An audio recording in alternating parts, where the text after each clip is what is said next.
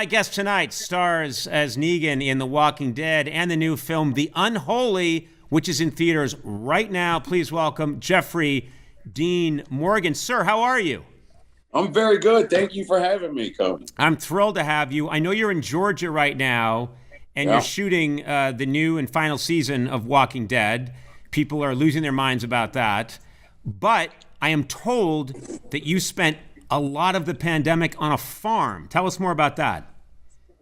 Well, yeah, my family has a farm in the Hudson Valley, so I've got 120 acres, and it's a working farm. It's got a lot of rescue animals, and so I was there with my wife and 2 kids, and 50 animals or so, and so we were good. We were pretty self-contained throughout the majority of the pandemic until I had to go to work again. Just having fun at Mischief Farm. I'm curious about something. This sounds like, you come across to me anyway as a manly man, a man's man. You know how to do a lot of this. I appreciate that. And I mean that in the way that you thought I meant it. I picture you being able to split wood and take care of stuff on the farm. Can you do that stuff? I can, and I do. In fact, splitting wood is one of my favorite things to do. I'm a little bit obsessed with that. Yeah. So I can run the farm. Yeah. Now, sure. I want you to be honest with me, Jeffrey, because we've known each other a while. How do you think I'd do on the farm? Let's say I pulled up on the farm and, just showed up and said, put me to work. How do you think I'd do? I don't think I would put you in that position. I think you've been asking me to do that. Look, I think you're very handsome and very funny, and your eyes are very beautiful, but I can't see you. So you don't think I could work? You don't think I could work a chainsaw? You don't think I could do that stuff? I would. That would be maybe the last thing that I would give you is a chainsaw. I can't imagine you with the chainsaw. Maybe a little teeny electric one, but not like a gas powered thing. I think that would be danger for everyone. But again, handsome, beautiful man who I think after a hard day working on the farm, I'd love to have a beer with you. Sure. Yeah, that I could do. Shoot the shit. That I could do. I could, you know what I could do? I could be inside the farmhouse recording things on your DVR. And could do that? And then getting the drinks ready for when you're done with all the manly stuff. Maybe making me like a chicken pot pie. I could make you a chicken yes. Yes. No freaking doubt. I got an apron for you. Oh, man.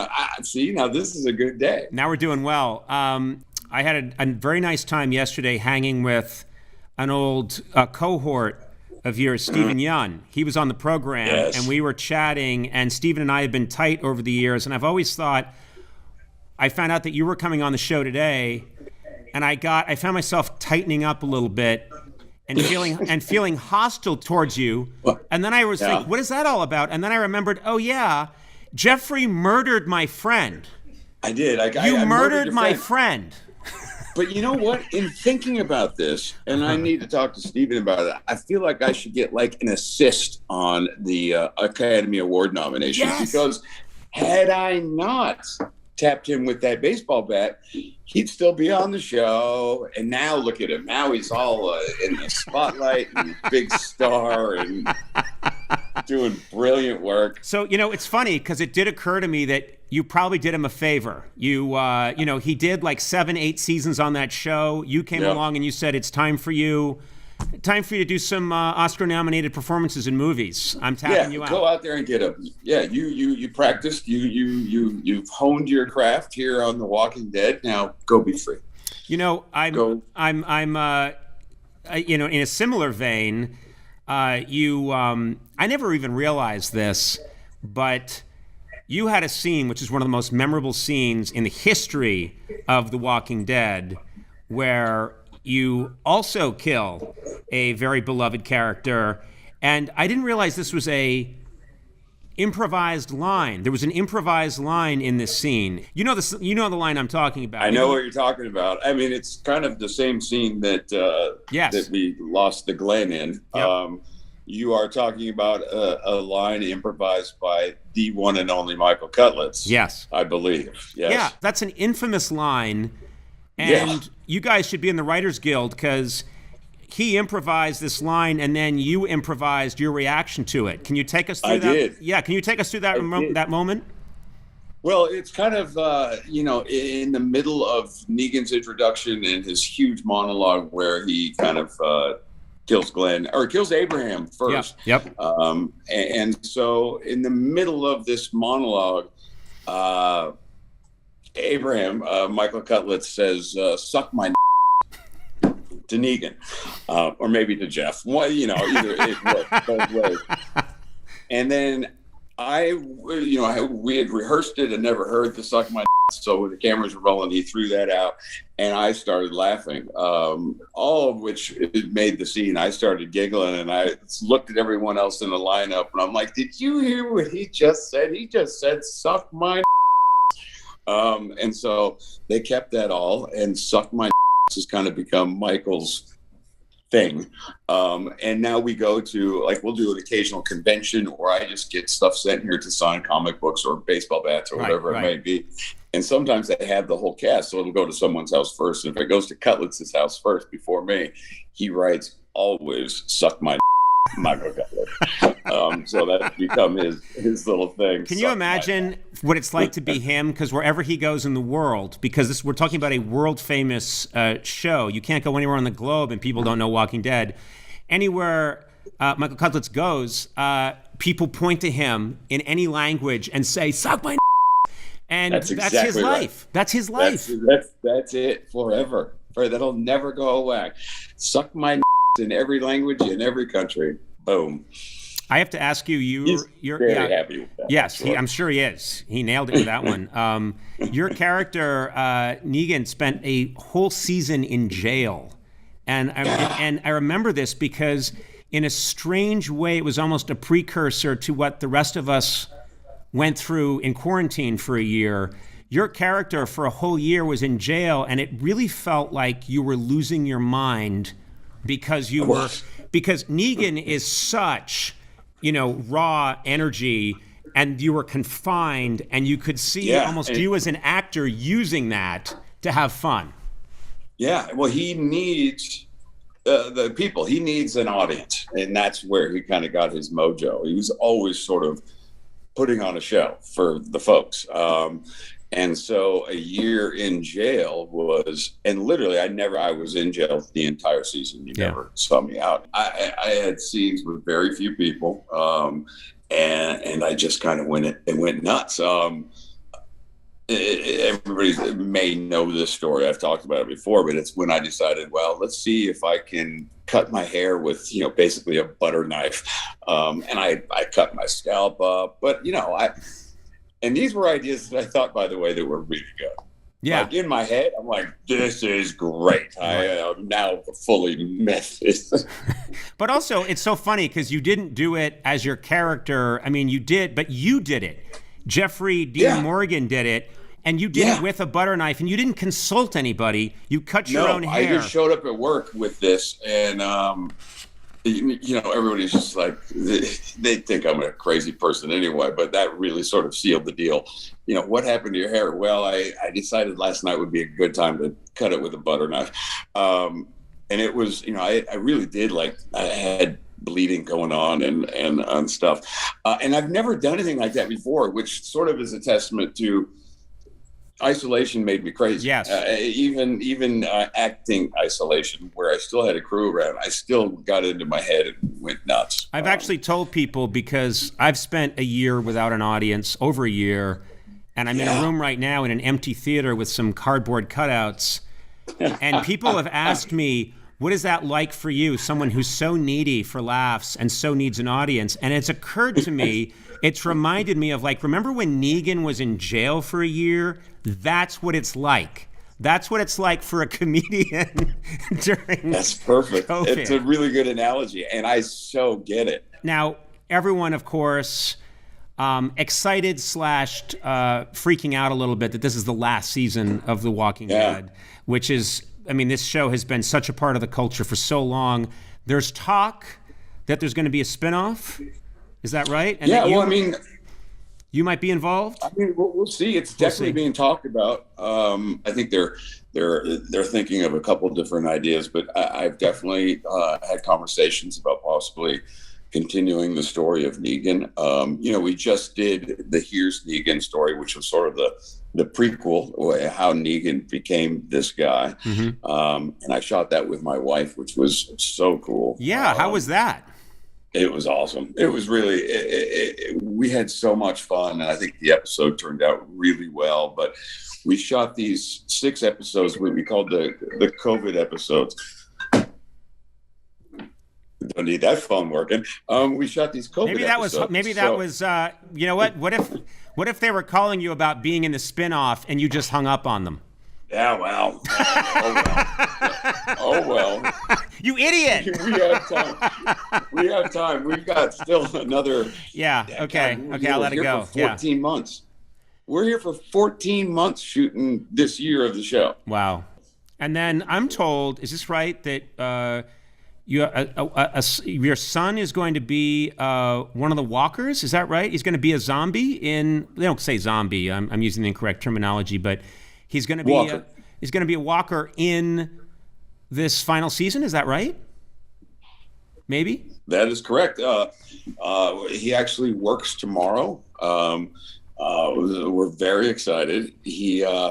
One of the other things, he's playing a child walker, which if you've watched the show, I think we've had like 1 or 2 of them in 10 years. It just doesn't happen. So there's something very special about that. And now that his mom has been a walker, and now he gets to be a walker. That's so cool. I like that you're keeping it in the family, It's turned into a little bit of a family business, but one of the things about the COVID of it all is that this year we're only using, like, say, 20 zombies. We've hired them full time for the full year. And so they're a different zombie every episode, maybe more than one zombie. And so Gus is also tested. He's tested along with the rest of the family. And so we know that he's good to go. That's great.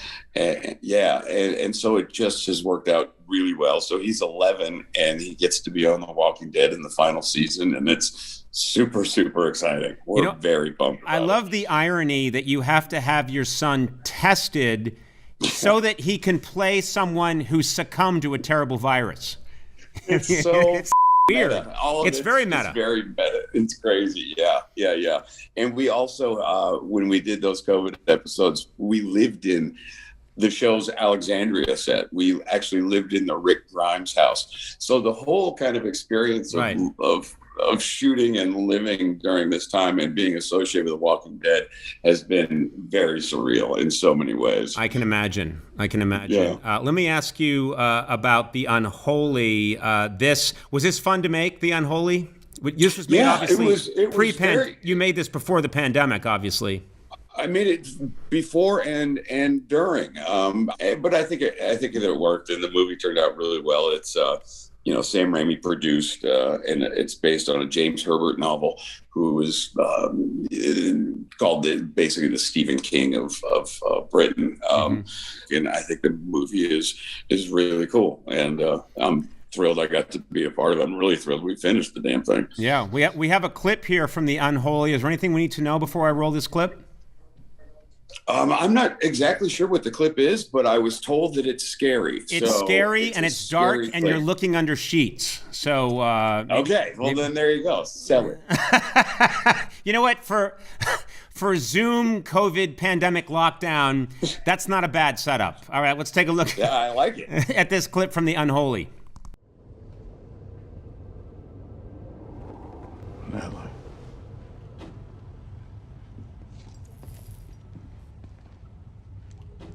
What?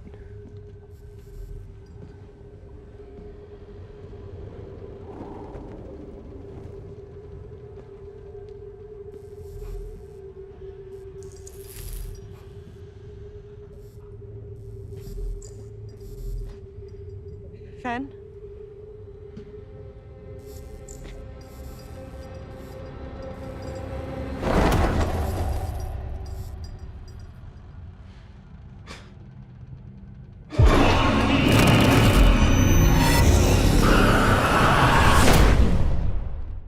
I've seen that. I love is that whenever someone shows relief in a horror movie, you know the shit's about to hit the fan. That's exactly right.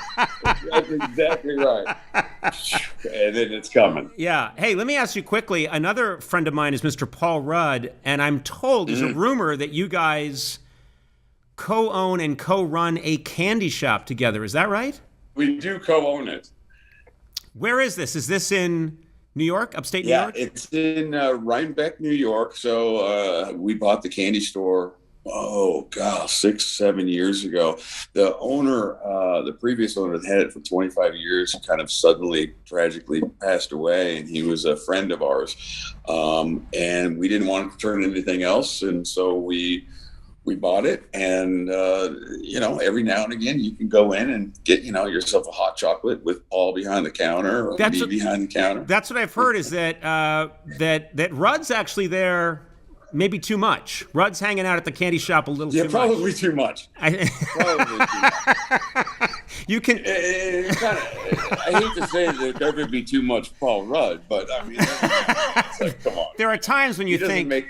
Yeah, come on, man. The Ant-Man thing is going really well. You don't need to put in so many hours at the candy shop, but it's exciting. Yeah. There's a kid somewhere that probably should be behind the counter, bringing home the bacon.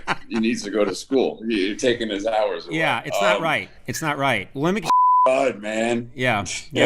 He's he's a sick man. The Walking Dead is available now on AMC Plus, and of course, last season coming up, and The Unholy is in theaters now. And Jeffrey, I got to thank you too, because I remember when we were at Comic-Con about a year and a half ago or 2 years ago, when Negan and Daryl show up, and that's about as happy as I've ever seen a Comic-Con crowd.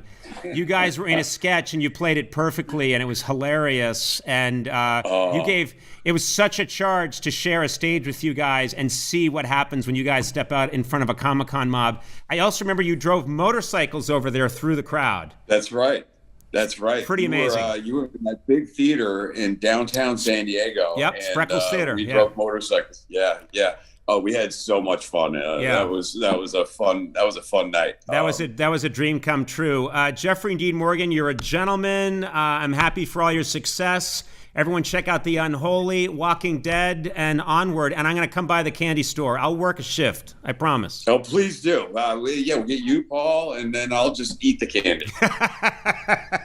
Hey, thank you, Jeffrey. That was great. Thank you very much. Conan. Thank you so much. Thank you, brother.